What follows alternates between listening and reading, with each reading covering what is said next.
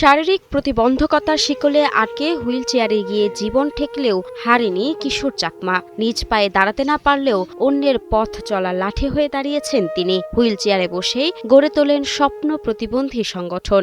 আমি স্বপ্ন প্রতিবন্ধী আশ্রমে আশ্রয় নিই। তো এখানে এসে আমি কিছুটা সুখে আছি। অন্য ৮-১০ জনের মতো কিশোরের স্বপ্ন ছিল লেখাপড়া শিখে বড় একটা চাকরি বা ব্যবসা করে মা বাবার পাশাপাশি দেশ ও জাতির সেবা করার। কিন্তু ভাগ্যের নির্মম পরিহাস, হঠাৎ একটি দুর্ঘটনায় জীবনের বাকি ঘুরে যায় কিশোর চাকমার। তৈরি করেন নতুন পরিকল্পনা। যে আমরা প্রতিবন্ধীদের এখানে বিনামূল্যে পড়াশোনা করা এবং চিকিৎসা, এতিম প্রতিবন্ধীদের ঘরবাড়ি বা আশ্রয় নেই। ওদেরকে আমরা স্বপ্ন প্রতিবন্ধী আশ্রমে রেখে মানুষের সহযোগিতায়, মানুষের দানে আমরা এই আশ্রমটি চালাই।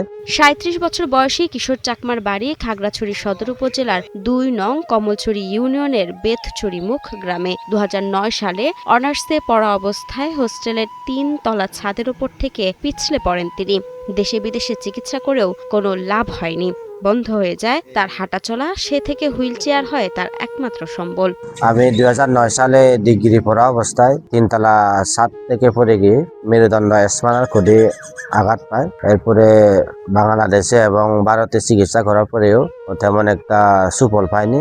দীর্ঘ কয়েক বছরের চিকিৎসা শেষে পঙ্গুত্ব বরণ করে ২০১২ সালে কিশোর ফিরে যান গ্রামের বাড়িতে। গ্রামের বাড়িতে ফিরে নিজের অবস্থা দেখে ভাবেন প্রতিবন্ধীদের জন্য কিছু একটা করার। পরে একটি জীর্ণশীর্ণ ছোট বেড়ার ঘর থেকে গড়ে তোলেন স্বপ্ন প্রতিবন্ধী সংগঠন ও ট্রেনিং সেন্টার। সে থেকে এখনো কাজ করে যাচ্ছেন প্রতিবন্ধীদের জন্য। ২০১২ সালে আমি আমার নিজ গ্রামে চলে আসি, আমাদের খাগড়াছড়ি পার্বত্য চট্টগ্রামে। তো আমাদের নিজ গ্রামে খাগড়াছড়ি পার্বত্য চট্টগ্রামে এসে আমি দেখলাম যে আমাদের পাহাড়ের প্রতিবন্ধীরা অনেক পিছিয়ে আছে, যেমন লেখাপড়া। নির্দিষ্ট কোনো আয় নেই তার সংগঠনের। মানুষের মাসিক ও দৈনিক চাঁদা দিয়ে চলে সংগঠনের প্রতিবন্ধীদের খাবার দাবার, চিকিৎসা, শিক্ষা সহ সবকিছু। বর্তমানে তার সংগঠনে ২১ জন প্রতিবন্ধী আছেন। আমাদের পার্বত্য এলাকায় একটা প্রতিবন্ধী কার্যক্রম করা যায় কিনা, তো এর থেকে আমি ২০১৮ সাল থেকে এই স্বপ্ন প্রতিবন্ধী আশ্রম আমরা গঠন করি।